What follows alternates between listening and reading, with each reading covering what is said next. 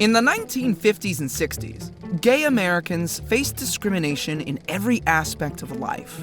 Many lost their jobs or were arrested simply for being gay.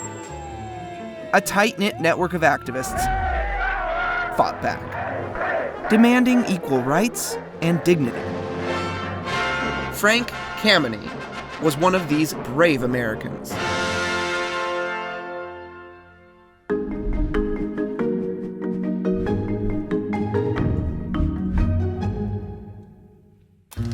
Born in New York City, Frank Kameny excelled from an early age. He earned a bachelor's degree from Harvard and a Ph.D. from the University of New Mexico. With his strong academic credentials, he was hired as a civilian astronomer for the U.S. Army Map Service. His promising career was cut short, however, when he was fired because he was gay. It was the result of the Lavender Scare, a 1950s-era campaign led by Senator Joseph McCarthy and others to remove gay individuals from federal jobs based on the unfounded belief that they posed a security risk. Thousands lost their careers and livelihoods. Kameny took a bold stand. He appealed his firing to the U.S. Civil Service Commission, arguing that his termination was unlawful. Although his case was dismissed, he did not accept defeat. He founded the Washington, D.C. chapter of the Mattachine Society, one of the first gay rights organizations in the U.S. Under his leadership, this chapter became a powerful force in opposing anti-gay discrimination. Kameny also challenged the psychiatric community. In the 1960s, he and Barbara Giddings, a pioneering lesbian activist, launched a decade-long campaign to remove homosexuality from the American Psychiatric Association's list of mental disorders, ultimately succeeding. Kameny organized some of the earliest gay rights protests in U.S. history, leading demonstrations in front of Philadelphia's Independence Hall and the White House.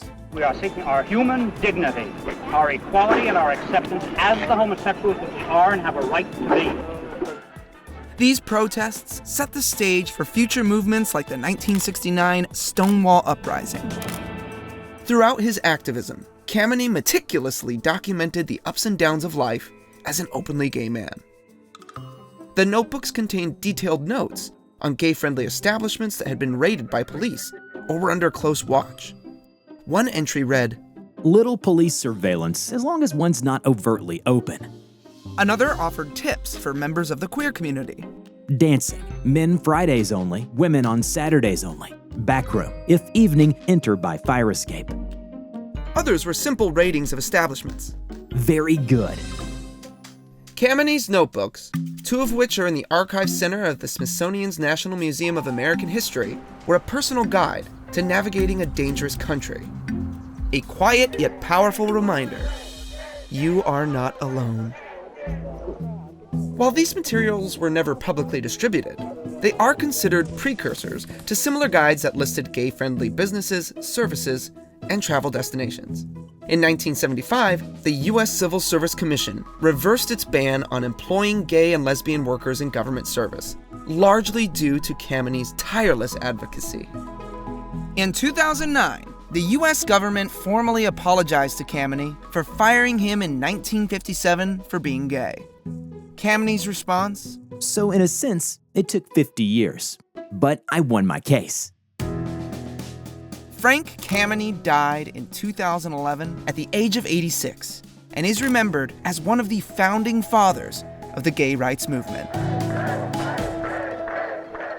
Be sure to check out more exciting Smithsonian stories on another episode of National Treasure.